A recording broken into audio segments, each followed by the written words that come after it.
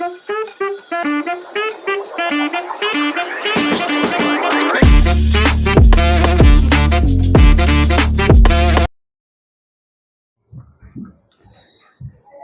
hello everyone and welcome back to the channel Jay sir. Today I'm going to start with chapter number 3 of science 1, that is chemical reaction and equation. Basically board point of view से ये chapter आप लोगों को around 4 marks का weightage carry करता है. Okay, now chemical reactions तो ठीक है, बट इसमें इक्वेशंस भी है और इक्वेशंस वाले पार्ट में आप लोगों को बैलेंसिंग वाला पार्ट भी है. तो आप लोगों को इक्वेशन बैलेंस करने आना चाहिए, which is a major part of this chapter. कि बहुत सारे बच्चों को ऐसा होता है कि बैलेंसिंग कैसे किया जाए, हम लोग उसके रिगार्डिंग भी बात करेंगे. बट पहले हम स्टार्ट करते हैं कि केमिकल रिएक्शंस क्या होता है. केमिकल रिएक्शन वाला part is something called as, in short अगर हम लोग बात करें तो केमिकल रिएक्शन होता है क्या है, it is nothing but bond breaking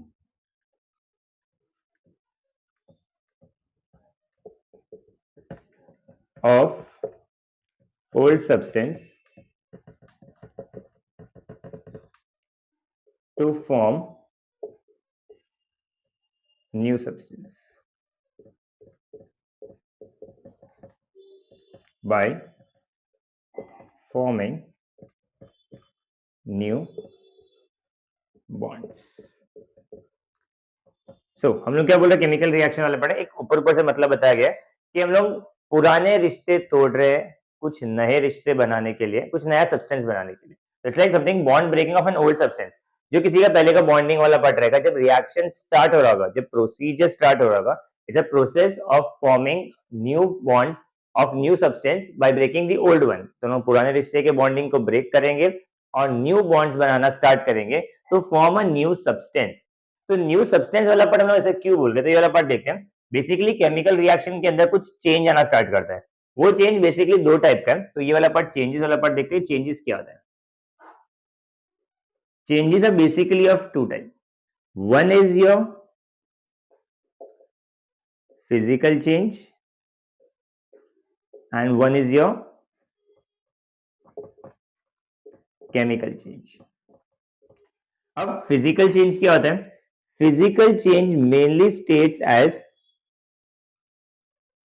change in state. Physical change में क्या होता है? मेनली स्टेट चेंज होता है. स्टेट चेंज मतलब क्या होगा? कोई भी ऑब्जेक्ट पहले सॉलिड स्टेट में होगा तो शायद लिक्विड में चला जाएगा, लिक्विड वाला पार्ट गैसेस में चला जाएगा. ऐसे वाले को हम लोग क्या बोलेंगे? Physical change. But chemical change वाले पार्ट में क्या होगा? It is directly nothing but change in composition. There is an entire change in the composition. अब इसका मतलब क्या था, वो वाला पार्ट समझते हैं. चेंज इन स्टेट वाला पार्ट में क्या बोलेंगे? अगर फिजिकल चेंज वाला पार्ट है, change in state is something called as, example की तरह समझते हैं कि हम लोग ने आइस लिया, उसको मेल्ट करके हम लोग ने वाटर बना लिया. जब आइस टू वाटर बन रहा होगा तो it is nothing but solid state to liquid state. अब ये वाले केस में क्या हो रहा है? जब कोई चीज सॉलिड स्टेट से लिक्विड स्टेट में जा रहा है, ऐसे वाले को हम लोग क्या बोल रहे हैं? Physical change. और इसका बोलने का रीजन ये होता है because physical change are reversible. Reversible मतलब क्या हो गया? अगर मैं आइस टू वाटर बना रहा हूं तो क्या मैं वाटर से फिर से आइस बना सकता हूं? तो इसका आंसर यस है. इसका मतलब क्या हो गया? जो चीज आइस टू वाटर बन रहा है एंड वाटर से फिर से आइस बन सकता है, जो रिवर्स हो सकता है, ऐसे वाले को हम लोग क्या बोलेंगे? फिजिकल चेंज बोलेंगे. एक और डेफिनेशन वाला पार्ट स्टेट कर सकते हैं, that is this change is often temporary. ये वाला चेंज होगा वो टेम्पररी चेंज होगा, it's not a permanent change. कहने का मतलब क्या होगा? अगर आइस की बात करें, आइस वाला पार्ट भी तो वाटर से बना है, मतलब सब फॉर्मूला अगर आप आइस बोला गया तो लोग क्या बोलेंगे कि आइस का फॉर्मूला इज H2O. अगर मैं वाटर के बारे में बात करूं तो वाटर का फॉर्मूला भी क्या हो रहा है? H2O. तो ये वाले केस में एक्चुअली क्या हो रहा है? वाटर है आइस, स्टेट अलग अलग फॉर्मेट में, बट है तो वही बंदा ना. बंदे में कुछ चेंज आया क्या? वो वाला पार्ट अभी भी वैसा ही है. केमिकल वाला पार्ट में क्या बोला? बॉन्ड टूटना चाहिए पुराना वाला और कुछ नया बनना चाहिए. यहाँ पर कुछ नया बन ही नहीं रहा है. आइस वाला पार्ट भी H2O है, वाटर वाला पार्ट भी H2O वाला पार्ट है. जब कुछ नया बन ही नहीं रहा है, ऐसे वाले को हम लोग क्या बोलेंगे? फिजिकल चेंज बोलेंगे. तो मेनली फिजिकल चेंज याद रख सकते हो जब किसी का स्टेट चेंज हो रहा होगा, जो रिएक्शन रिवर्सिबल होगा और जो रिएक्शन का टेम्पररी चेंज होगा, it's not a permanent change, ऐसे वाले को हम लोग क्या बोलेंगे? फिजिकल चेंज बोलेंगे. बेस्ट एग्जांपल इसका क्या हो जाएगा? Ice to water. या वाटर टू स्टीम या गैस वाला पार्ट। अगेन अब बात करते हैं केमिकल में, ये चेंज इन कंपोजिशन का मतलब क्या हो रहा है। चेंज इन कंपोजिशन का एग्जांपल लेते हैं। It's common example called as ripening of fruits, कोई भी फ्रूट्स हो सकता है। राइपनिंग ऑफ फ्रूट्स का एग्जांपल में हम लोग लेते हैं मैंगो, बिकॉज मैंगो सबको पसंद है, तो हम लोग मैंगो वाला पार्ट लेते हैं। मैंगो वाला केस की बात करते हैं। पहले हम लोग कच्चा मैंगो लेते हैं। कच्चा मैंगो पक्का मैंगो बनने वाला है। अगर कच्चा मैंगो रहेगा तो उसका हम लोग कलर की बात करते हैं। पहले कच्चा मैंगो का colour is green in colour, और जब वो पक जाएगा राइपेंड वाला पार्ट में इट्स येलो इन कलर, तो उसका कलर चेंज हो गया। सेकेंड थिंग, फर्स्ट उसका कलर सॉरी टेस्ट वाला part is sour in test, खट्टा होता है। जब वो पक जाएगा राइपेंड वाले पार्ट में उसका टेस्ट स्वीट हो गया।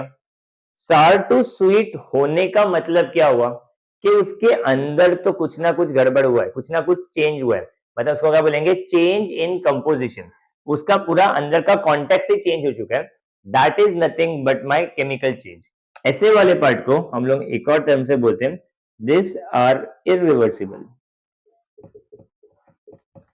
ये रिवर्सिबल होता है, ये इरिवर्सिबल होता है। तो इरिवर्सिबल मतलब क्या हो गया, अगर कोई मैंगो पक गया है, क्या उसको फिर से कच्चा कर सकते हो?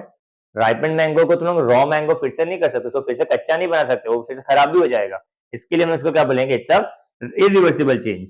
फर्दर एक और तरीका, जैसे टेम्पररी वाला पार्ट है, इसको हम लोग क्या बोलेंगे, it is nothing but your permanent change. एक बार जो चेंज हो गया वो चेंज हो गया, अब उसका कुछ नहीं हो सकता। जैसे फाइनल वाला पार्ट, तो इसको केमिकल चेंज वाले पार्ट को क्या बोलेंगे, तो केमिकल रिएक्शन के अंदर केमिकल चेंज होता है। It's bond breaking of old substance to form a new substance by forming a new bond. कुछ नए रिश्ते अंदर बन गए और नया ही चीज बन गया। जब कुछ नया चीज, सिंपल एंड सॉर्टेड लाइफ रखोगे, जब कुछ रिएक्शन हो रहा है और कुछ नया चीज बन रहा है, इसमें टेस्ट चेंज हो सकता है, कलर वाला पार्ट तो ठीक है चेंज हो सकता है, ऐसे वाले केस को हम लोग क्या बोलेंगे, it's a chemical change. Again further वाला पार्ट, इसको एक और एग्जांपल के तौर पे बताते हैं। राइपनिंग ऑफ फ्रूट्स के अलावा इसका एग्जांपल हम लोग बोल सकते हैं रस्टिंग या फिर करोजन, लिख देता हूं। करोजन का example is nothing but rusting of iron. Okay, corrosion मतलब रस्टिंग वाला पार्ट, रस्टिंग ऑफ आयरन वाला पार्ट ना ऑब्जर्व किया होगा। लोखंड जो होता है वो लाइक ऐसा मेटल, तो चमकना चाहिए, शाइन। मेटल इसका प्रॉपर्टी है, लस्टर प्रॉपर्टी, तो शाइन करना चाहिए। बट पानी के कांटेक्ट में, मॉइस्चर के कांटेक्ट में आने की वजह से एयर के अंदर उसके ऊपर रेड रेड कलर के डॉट्स आने लग जाते हैं। दैट रेड वाला dots is nothing but rust वाला पार्ट। एक बार ये रस्टिंग हो गया तो ऊपर का लेयर खराब होने लग जाएगा, तो उस खराब लेयर को निकालना ही पड़ेगा, वो निकलेगा ही, तुम उसको ठीक नहीं कर सकते। मतलब उसमें ये चेंज हो गया, वो क्या होगा, इरिवर्सिबल होगा, और दैट्स अ परमानेंट चेंज। इसको हम लोग क्या बोलेंगे, केमिकल चेंज बोलेंगे। या फिर एक और एग्जांपल ले लो, settling of milk into curd. तो लोग दूध से दही बना रहे हैं, कर्ड। अब मिल्क वाला पार्ट का बात करोगे तो मिल्क का taste is sweet because it has lactose in it. जब तुम उसको कर्ड बनाओगे, कर्ड वाला part is sour in taste, state भी चेंज हो जाता है। मिल्क को हम लोग बोलेंगे it's a liquid state, curd को हम लोग बोलेंगे it's a semi solid state. तो अंदर का पूरा कंटेंट चेंज हो गया। अब तुम लोग कर्ड को फिर से मिल्क बना सकते हो क्या, उसका छाछ ही बनेगा, बटर मिल्क ही बन सकता है, उसको हम लोग फिर से मिल्क में कन्वर्ट नहीं कर सकते। ऐसे वाले पार्ट को भी लोग क्या बोलेंगे, इट्स अ केमिकल चेंज। तो this is the basic idea of what is physical change and chemical change. और ऐसा मत सोचना सर ये तो बहुत इजी है, क्या ही पूछेंगे बोर्ड में। इसके ऊपर बोर्ड एग्जाम में इन द ईयर ऑफ 2022 या 23, I do not remember exactly, I think so mostly 23 के अंदर आप लोग पेपर देखोगे, यू विल फाइंड ये क्वेश्चन पूछा गया था 3 मार्क के लिए। उन्होंने कुछ सेट ऑफ एग्जांपल्स दिए थे और तुमको बताना था कि कौन सा फिजिकल चेंज है और कौन सा केमिकल चेंज है। तो हम देखते हैं क्या वो एग्जांपल वाला पार्ट है। Okay okay, so this is your text book वाला पार्ट। टेक्स्ट बुक के वेरी फर्स्ट पेज है, पेज नंबर 30 पे आपको टेबल दिया गया है, और आई थिंक सो इसी एरिया में से उन्होंने क्वेश्चन भी पूछा गया था। तो उन्होंने इसको सॉल्व कर लेते हैं, देखिए क्या दिया हुआ है। आप लोगों को ये एग्जांपल्स दिया गया, आप लोगों को ये स्टेट करना है विच is a physical one and it's a chemical one, आपको सिर्फ टिक करना है। Okay, so transformation of ice into water, मैंने अभी बताया था, आइस टू वाटर में सिर्फ स्टेट चेंज हो रहा है, so that is nothing but your it's a physical change. Second is cooking of food. अब cooking of food वाला part will come under your chemical change. मतलब रीजन सिंपल इज, एक बार raw वाला food को तुमने कुक करना start किया, वो पक जाएगा, अब तुम उसको फिर से रॉ नहीं बना सकते, उसका टेस्ट चेंज हो जाएगा बिकॉज ऑफ द राइपनिंग वाला पार्ट जो कुक्ड होने के बाद। So it is nothing but your chemical change. Ripening of fruits is again a chemical change, हमने अभी देखा था। मिल्क टर्न इनटू कर्ड, इसका एग्जांपल मैंने दे दिया था, एक बार मिल्क कर्ड बन गया, उसका फिर से कर्ड से मिल्क नहीं बना सकते। इवोपरेशन ऑफ वाटर, वाटर को तुम हीट करना स्टार्ट करोगे और धुआं निकल के उड़ने लगेगा, स्टीम बनेगा। अगर तुम उस पानी के ऊपर ढक्कन लगा दोगे, तुमने ऑब्जर्व किया होगा स्टीम के ऊपर कोई पानी की बूंदे आ जाती है, ये वाला पार्ट क्या हो गया, वो स्टीम फिर से वाटर बन गया, मतलब ये फिर से रिवर्स हो गया। इसका मतलब ये कौन से में आएगा, हमारा फिजिकल चेंज में आएगा। सॉरी सॉरी सॉरी, इसका आंसर है फिजिकल चेंज में आएगा। Digestion of food into stomach, खाना खाया, स्टमक में गया, डाइजेस्ट हो गया, अब उसका दोनों फूड नहीं बनेगा, वो सीधा बाहर ही निकलेगा, तो इस वाले पार्ट का हम लोग क्या बोलेंगे, it's nothing but chemical change. Reduction, size of reduction of naphthalene ball expose to air, तुमने देखा small small balls white colour के होते हैं, हम लोग यहाँ पे यूज करते हैं, इन गद्दों के अंदर रख देते हैं, स्मेल आना स्टार्ट करे, ऐसा वाला पार्ट है। अगर वो स्टिंक ना करे उसके लिए, उसको बचाने के लिए रखते हैं। तो ये वाले पार्ट में क्या हो जाएगा, इसको तुम एक्सपोज करोगे तो ये सॉलिड स्टेट में होता है, ये डायरेक्टली गैस स्मेल आता है ना उसका, तो धुआं बन के उड़ जाएगा, मतलब एयर में मिक्स होके निकल जाएगा, बट इसका स्टेट क्या चेंज हो रहा है, सॉलिड से डायरेक्टली गैसियस स्टेट में हो रहा है, सब्लिमेशन हो रहा है, that is not there in your part, but फिलहाल के साथ याद रखो it's a physical change. Staining of Shahabad tile और Kadappa tiles by lemon juice, lemon में सिट्रिक एसिड होगा तो एसिड वाला रिएक्ट करेगा, तो ये वाला पार्ट हो जाएगा तुम्हारा chemical change. Breaking of glass on falling from a height, शीशा हो या दिल आखिर टूट जाता है, बट ग्लास फिर से जुड़ सकता है, दिल भी जुड़ सकता है, नो प्रॉब्लम। ओके, तो ब्रेकिंग ऑफ ग्लास वाला पार्ट क्या होगा, तो लोग जब ग्लास को हीट करना स्टार्ट करोगे, मेल्ट करके तो फिर से ग्लास बना लोगे, तो ये वाला part again it's nothing but your physical change. So this are some answers regarding this वाला पार्ट, और इसमें से क्वेश्चन आया था, उसको पूरा टेबल तुम लोगों के लिए बना के दे दिया। I hope it would be helpful for you. बढ़ते हैं आगे, तो नेक्स्ट वाला part is what is actually chemical reaction, reaction हम लोग क्या क्या लिखते हैं, कैसे लिखते हैं, हम लोग वो वाला पार्ट देखते हैं। ये जो सेगमेंट है एक्चुअली, ये आप लोगों को 2 साल पहले 10th में करवाया गया था, बट सॉरी 8th में कराया गया था, बट 8th वाला पार्ट अभी याद नहीं होगा, तो फिर से देख लेते क्या है ये।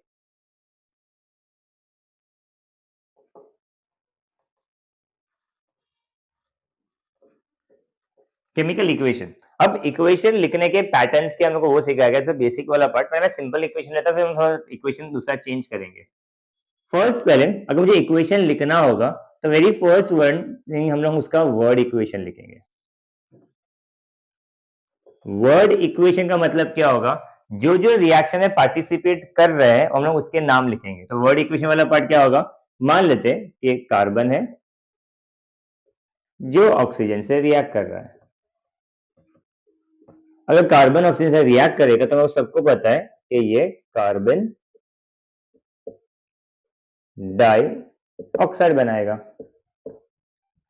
इस वाले सिचुएशन में इसको हम लोग LHS बोलेंगे, लेफ्ट हैंड साइड, इसको हम लोग RHS बोलेंगे, राइट हैंड साइड। जो हम लोग लेफ्ट हैंड साइड पे लिखते हैं उसको हम लोग बोलते हैं रिएक्टेंट्स, जो रिएक्ट करने वाले हैं उसको हम लोग बोलते हैं रिएक्टेंट्स। जो राइट हैंड साइड पे होता है उसको हम लोग बोलते हैं प्रोडक्ट, जो फॉर्म करेगा उसको हम लोग क्या बोलते हैं, प्रोडक्ट बोलते हैं। जरूरी नहीं प्रोडक्ट हमेशा एक ही हो, ज्यादा भी हो सकता है। Okay, so reactants and product वाला पार्ट एक लेफ्ट हैंड साइड पे होगा, एक राइट हैंड साइड पे होगा। इस वाले पार्ट को हम लोग वर्ड इक्वेशन बोलते हैं। जब मैं इसी के सिंबल या फॉर्मूले से रिप्रेजेंट करना स्टार्ट करूंगा, वो बनेगा मेरा केमिकल इक्वेशन। तो केमिकल इक्वेशन कैसे लिखा जाएगा, सो chemical equation will be, carbon को हम लोग लिखेंगे फॉर्मूला के एज C प्लस, ऑक्सीजन लिखा जाएगा O2 with an arrow, carbon dioxide का फॉर्मूला होगा CO2। This is nothing but my chemical equation. Okay, तो ये वाले पार्ट में एक्चुअली कब होता है, जब कंबशन हो रहा होगा, it's a combustion reaction. Combustion मतलब क्या होता है, बर्निंग। जब तुम कुछ भी चीज को बर्न करना स्टार्ट करोगे, लाइक वुड को बर्न कर रहे हो, लकड़ा जब जलना स्टार्ट करेगा, हवा में से आएगा ऑक्सीजन, लकड़े में चलेगा कार्बन, दोनों रिएक्ट करके क्या बनाएगा, carbon dioxide. It's a normal and basic combustion reaction जो मैंने यहाँ पर स्टेट करके दे दिया। अगेन अब इसी वाले पार्ट के अंदर उन्होंने एक और एग्जांपल दिया है एज अ वर्ड इक्वेशन के तौर पे, कि कौन सा इक्वेशन देखते हैं।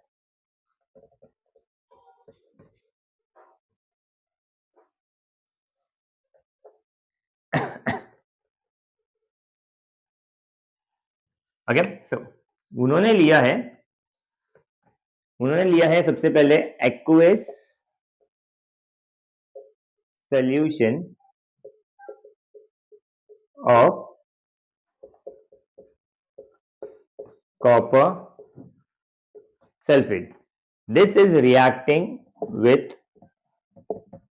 zinc dust to form ये हो गया मेरा रिएक्टेंट वाला part.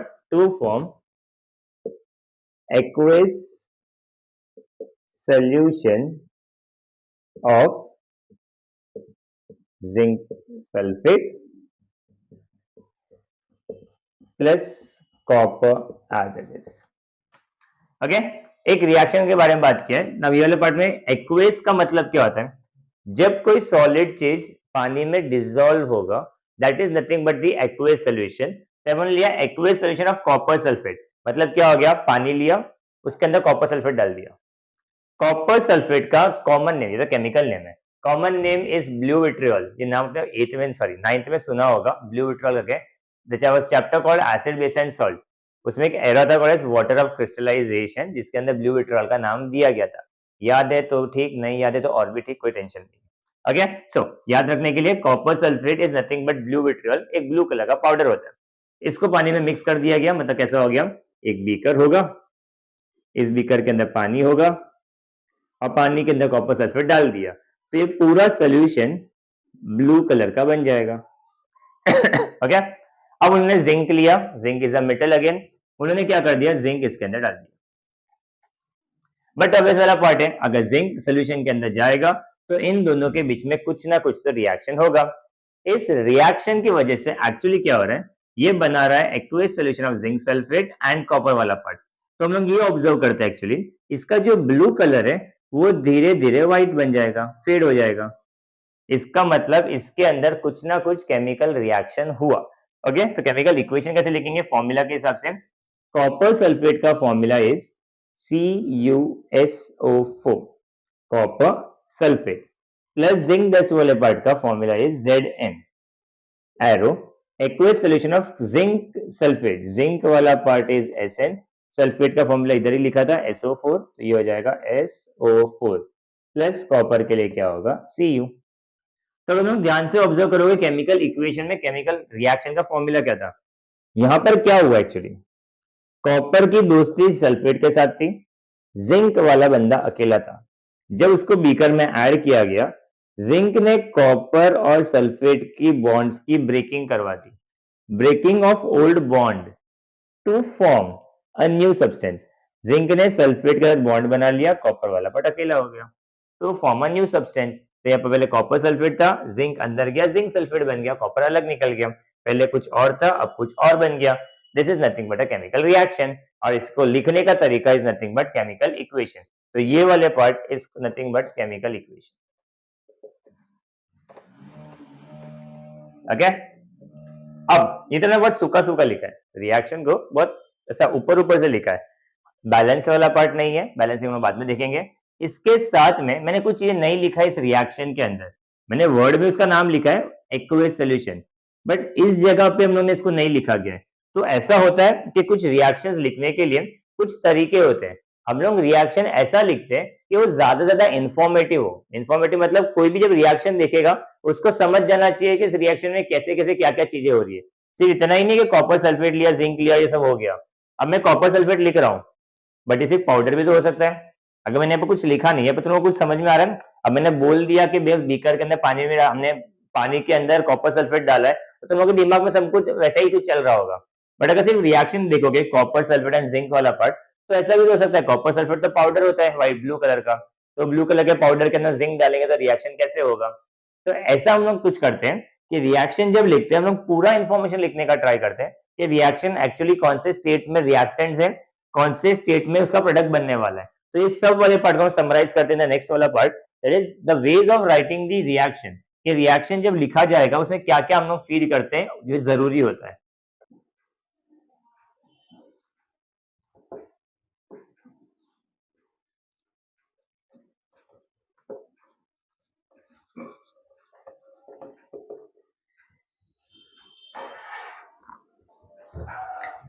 Okay, so now we are talking about the writing the chemical equation, कि हम लोग इक्वेशन को लिखते कैसे। तो कुछ पॉइंट्स दिए हम लोग को टेक्स्ट बुक में, इस पे बेस्ड बोर्ड्स के पॉइंट ऑफ व्यू से कोई क्वेश्चन बना नहीं है अभी तक कि what are the steps for writing the chemical equations वाला पार्ट, ऐसा कुछ दिया नहीं है, ऐसा कुछ क्वेश्चन फ्रेम्ड आउट हुआ नहीं है, और इतना कुछ क्वेश्चन दिखता भी नहीं है।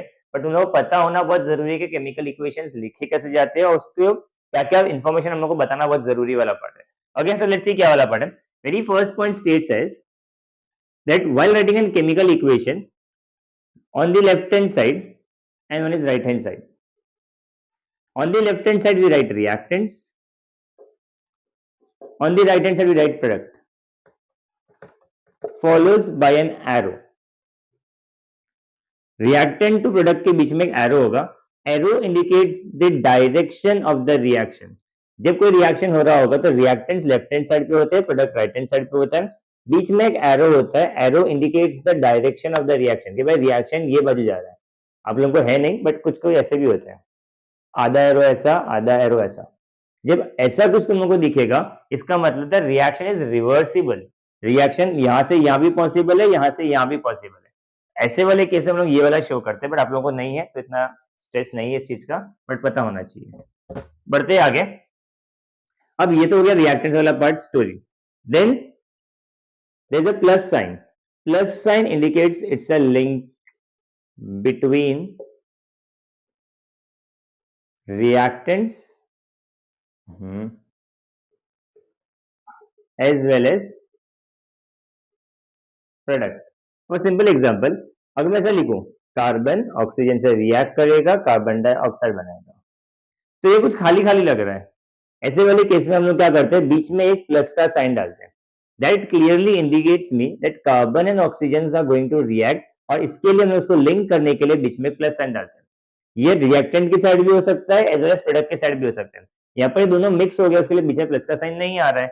उसके जो प्रीवियस वाला एग्जांपल था, it was CuSO4 plus zinc reacting with zinc sulphate plus copper. तो तुम लोग यहाँ पर भी प्लस देख रहे हो, यहाँ पर भी प्लस देख रहे हो, इसका मतलब इन दोनों को लिंक किया गया, ज्वाइंट किया गया, और इन दोनों को भी लिंक किया गया है। Further third one, third one is their physical state। Physical state का मतलब क्या हो जाएगा, physical state are mainly solid, liquid and gases.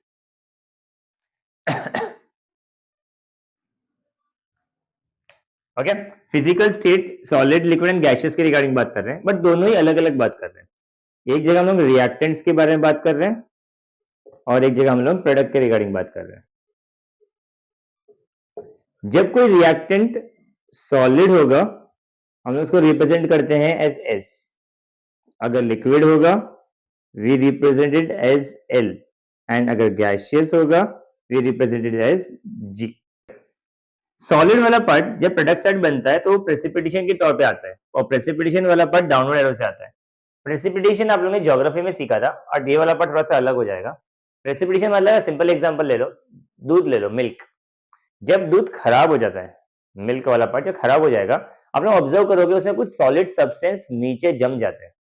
जब दूध फटते हुए देखा गया, पानी पानी ऊपर आ जाएगा और कुछ सॉलिड फैट के सब्सटेंस नीचे जम जाते हैं। ये सॉलिड सब्सटेंस पहले तो हम लोग को दिख नहीं रहे थे। इसका मतलब क्या हुआ, वो लिक्विड के अंदर मतलब सोल्यूशन के अंदर ऑलरेडी मिक्स था। जब कुछ रिएक्शन हुआ रहेगा, जब दूध खराब हो गया, स्पॉइल्ड हो गया रहेगा, कुछ रिएक्शन होने की वजह से वाटर वाला पार्ट ऊपर आ गया और वो सॉलिड सब्सटेंस नीचे जम गया। जो नीचे जम गया उसको हम नीचे की एरो की तरफ शो करते हैं, इसको हम प्रेसिपिटेशन बोलते हैं। इस वाले पार्ट को अब दोनों इसको हम लोग इनसोल्यूबल पार्टिकल्स बोलते हैं। इनसोल्यूबल मतलब क्या हो गया, जो वाटर में डिसॉल्व नहीं हो सकता। अब तो उसको कितना भी स्टोर कर लो, वो पानी और वो फैट वाला पार्ट फिर से मिक्स करके मिल्क नहीं बना सकता। That is nothing but precipitation. और ऐसे ही पनीर बनाया जाता है। तुम लोग मिल्क ले लो, मिल्क के अंदर नींबू या कोई भी सार चीज, खट्टी चीज डाल के, एसिड डाल के, तो उसको बिगाड़ दो, फाड़ दो दूध को, जो वाला पार्ट फट जाएगा, पानी पानी ऊपर हो जाएगा, और फैटी सब्सटेंस, सॉलिड सब्सटेंस और व्हाइट वाला पार्ट सेटल करेगा। फिर तुम लोग सारा पानी निकाल दो, सब थिक पानी निकल जाएगा, और थिक सब्सटेंस जो बचेगा दैट इज अ पनीर वाला पार्ट। पनीर का रेसिपी हो गया, ठीक है। सब फर्दर वाला पार्ट, लिक्विड को हम लोग लिक्विड की तरह ही स्टेट कर रहे हैं, उसका कुछ सिनेरियो नहीं है। गैसियस वाले पार्ट के लिए, अगर कोई सब्सटेंस रिएक्शन होने का गैस बन रहा है, तो गैस बनने वाले पार्ट को हम लोग क्या करेंगे, अपवर्ड एरो शो करेंगे कि भाई गैस उड़ रहा है। For simple example, carbon oxygen से रिएक्ट करके कार्बन डाइऑक्साइड बना रहा है, तो इसको मैं क्या करूंगा, सिंपली एक एरो बना के शो कर दूंगा। इसका मतलब ये हो जाएगा कि इस रिएक्शन में से कार्बन डाइऑक्साइड उड़ के बाहर निकल रहा है। अब लिक्विड का क्या, लिक्विड वाले पार्ट को सिंबलाइज नहीं करते, but there is a new thing called as aqueous solution. जैसे हमने पहले बताया था, कोई सॉलिड चीज को पानी में डाल के जब मिक्स करोगे, it becomes an aqueous solution. तो हम लोग क्या करते हैं, there is shown as solid mixed in water, तो वो वाला क्या बनेगा मेरा, एक्विस सॉल्यूशन, और उसको इंडिकेट करते हैं हम लोग ए और क्यू के साथ। Okay, this is the third point. Next one is heat.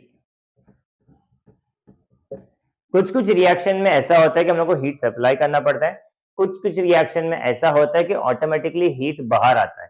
तो जब ये वाले केस में हम लोग हीट सप्लाई करते हैं, तो फर्स्ट रिएक्शन लिख के डायरेक्ट बताता हूँ, it is CaCO3 calcium carbonate react करके कैल्शियम ऑक्साइड बनाएगा और कार्बन डाइऑक्साइड बाहर निकलेगा। ये वाला रिएक्शन में सिंगल प्रोडक्ट है, सिंगल रिएक्टेंट है, सॉरी। अब ये अकेला रिएक्शन कभी स्टार्ट ही नहीं होगा, मुझे इसको हीट सप्लाई करना पड़ेगा, तब जगह बॉन्ड टूटना स्टार्ट करेगा। जब लोग रिएक्शन में हीट सप्लाई कर रहे हैं, हम लोग एरो के ऊपर एक ट्राइंगल शो करते हैं। दिस इंडिकेट्स दैट इस रिएक्शन में हीट सप्लाई किया गया है, जिसकी वजह से बॉन्ड टूट के दो अलग अलग सब्सटेंस बना रहा है। बट कुछ कुछ रिएक्शन ऐसे होते हैं जिसमें से हीट बाहर निकलता है, जैसे एग्जांपल जो हमने लिया था, copper sulphate reacting with zinc to form zinc sulfate plus copper। Story इतना नहीं है, स्टोरी मैंने क्या बताया था, एक बीकर ले लो, पानी ले लो, वो ब्लू कलर का पाउडर ब्लू विट्रियल डाल दो which is copper sulphate, zinc का डस्ट डाल दो, जिंक डाल दो, दोनों रिएक्ट करेंगे, जिंक सल्फेट बनाएगा, कॉपर बनाएगा। जब ये रिएक्शन हो रहा होगा, आप लोग उस बीकर को अगर हाथ लगाओगे ना, बीकर हल्का हल्का गर्म हो जाएगा, इसका मतलब उस रिएक्शन में से हीट निकल रहा है। जब रिएक्शन में से हीट निकल रहा होगा, हम लोग सिंपली प्लस HEAT हीट लिखना स्टार्ट करेंगे। ओके, जब रिएक्शन में हीट सप्लाई किया गया होगा, तब हम लोग उसको डेल्टा ट्राइंगल का शो करते हैं, और जिस रिएक्शन में से हीट बाहर आ रहा होगा, लोग HEAT इसका स्पेलिंग लिख देते हैं। Again like simple example, cooking, cooking of food को हमने केमिकल रिएक्शन बोला था। अब तुम लोग सारे सब्जियों को चॉप कर लो, रख दो, सारा हल्दी मिर्च सॉल्ट, तुम लोग को जो जो डालना रहेगा तुमने उसमें डाल दिया, और उस वेसल को तुम लोग डायरेक्टली गैस पे रख दो, बट तुम लोग गैस चालू मत करना। कितनी देर में तुम्हारा खाना पक जाएगा? तो सर क्या बोल रहे हो, रिएक्शन स्टार्ट ही नहीं होगा, क्योंकि वहां पर हीट सप्लाई नहीं हुआ है। तो बहुत सारे रिएक्शन को स्टार्ट करने के लिए मुझे हीट का सप्लाई देना जरूरी है, अनिवार्य है। Okay, next one, fifth point is nothing but temperature. कुछ कुछ रिएक्शन में हम लोग को टेम्परेचर, कैटलिस्ट या फिर प्रेशर कितना है रिएक्शन में बताना पड़ता है। उन्होंने एक एग्जांपल दिया है कि there is a vegetable oil को रिएक्ट करवाया हाइड्रोजन के साथ, और उसके कुछ कंडीशंस है। ये रिएक्शन 60 डिग्री पे स्टार्ट होगा, तो टेम्परेचर बताया गया, और उन्होंने यहाँ पर निकल कैटलिस्ट यूज किया है। जब ये हो गया है, तो उन्होंने फॉर्म किया है वनस्पति घी। ओके, अब सबसे पहले बात, कैटलिस्ट होता क्या है? Catalyst is a kind of an agent. मैं समझाने के लिए बताता हूँ रिएक्शन वाला पार्ट, कि मान लो कोई दो अच्छे दोस्त थे, राम और श्याम। उन दोनों की अच्छी दोस्ती, पर उन लोगों में कुछ कुछ बातें चल रही थी, कुछ झगड़ा टाइप चल रहा था। मैंने सुन लिया कि राम और श्याम में कुछ तो गड़बड़ चल रहा है, तो मैं राम के पास गया और मैंने बोला श्याम ने ऐसे से ही किया है, इससे क्या होगा, झगड़ा और बढ़ जाएगा। राम ने बोला अगर सर बोल रहे हैं मतलब बात सही है, तो और चालू हो जाएगा। ऐसे वाले केस में मैंने जो काम किया था वो आग लगाने का किया, मतलब मैंने क्या किया, उस रिएक्शन को थोड़ा सा और फास्ट कर दिया। ऐसा कोई काम मैं नहीं करता हूँ, सिर्फ समझाने के लिए बता रहा हूँ। तो कैटलिस्ट क्या होता है, दो रिएक्शन के बीच में बंदा जाएगा, जैसे मैं गया था, और वो रिएक्शन की स्पीड को इंक्रीज करेगा without taking part in the reaction. जैसे मैं राम और श्याम के बीच में गया हूँ, मैंने उनको बोल तो दिया, जैसे झगड़ा होने लग गया, बट क्या मैंने कुछ बोला, मैंने कुछ हाथापाई किया, या मैंने कुछ कॉरल किया, किसी से फाइट किया, बहस किया, डिबेट किया? नहीं किया। मैंने सिर्फ बोला और मैं निकल गया, मैंने सिर्फ रिएक्शन को थोड़ा सा स्पीड अप कर दिया। तो कैटलिस्ट क्या होते हैं, जो रिएक्शन में जाएंगे, रिएक्शन की स्पीड को इंक्रीज करेंगे, बट रिएक्शन में पार्टिसिपेट नहीं करेंगे। ऐसे वाले को हम लोग क्या बोलते हैं, कैटलिस्ट। अब ये रिएक्शन में हो गया, थोड़ा समझा देता हूँ, इसका कोई रिक्वायरमेंट तो नहीं है।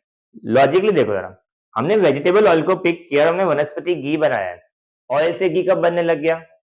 अगर तो नॉर्मली घर पे भी देखोगे, तो अब पूछना जरा घी कैसे बनता है, तो मलाई, दूध के ऊपर की जो मलाई होती है उसको एक्यूमुलेट करेंगे, क्रीम को एक्यूमुलेट करेंगे, उसको गर्म करना स्टार्ट करेंगे, घी बनेगा। जैसा नॉर्मल प्रोसीजर वाला पार्ट। हमने यहाँ पर ऑयल से घी बनाया है, तो ये डालडा घी हो गया, which is harmful for our health. Oil वाला पार्ट खराब होता ही है। जब ये ऑयल खराब होने लग जाता है उसको प्रिजर्व करने के लिए, लाइफ स्पैन इंक्रीज करने के लिए या बड़ा पैसा कमाने के लिए लोग क्या करते हैं, ऑयल वाले पार्ट को घी बना देते हैं। इन हाइड्रोजनेशन, हाइड्रोजन के साथ रिएक्ट करवाते हैं 60 डिग्री एट निकल कैटलिस्ट के साथ, तब ये वाला पार्ट बनता है। ओके, सो रिएक्शन का पार्ट था, उसके लिए बता दिया, एक्सप्लेनेशन का रिक्वायरमेंट नहीं है, but still you should know.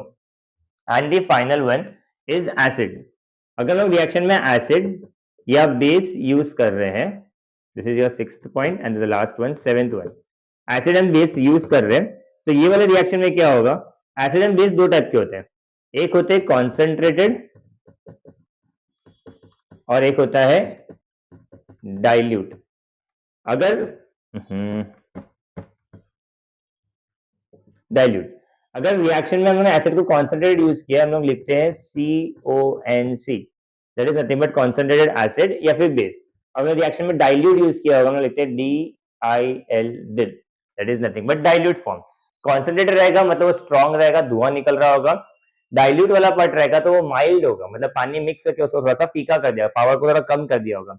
इससे फर्क क्या पड़ता है, अगर स्ट्रॉन्ग यूज करूंगा तो उसका प्रोडक्ट कुछ और बन सकता है, मैं डाइल्यूट यूज करूंगा तो उसका प्रोडक्ट कुछ और बनेगा। तो रिएक्शन के ऊपर डिपेंड करता है कि स्ट्रॉन्ग से हम लोग क्या फॉर्म करेगा, डाइल्यूट पे क्या फॉर्म करेगा। Okay, so this are some 7 points जो तुम लोगों को पता होना चाहिए, और ये वाला पार्ट हम लोग लिखते हैं जब रिएक्शन बनाते हैं। ओके, सो आज के लिए हम लोग इतना ही करेंगे। In the next very lecture we are going to start with balancing. Balancing का प्रॉपर एक ही वीडियो बनाऊंगा जिससे बैलेंसिंग और कुछ एग्जांपल्स लूंगा। फिलहाल के लिए आज के लिए इतना ही करेंगे। That's it today. Bye bye and have a great day or a great night for you. Thank you.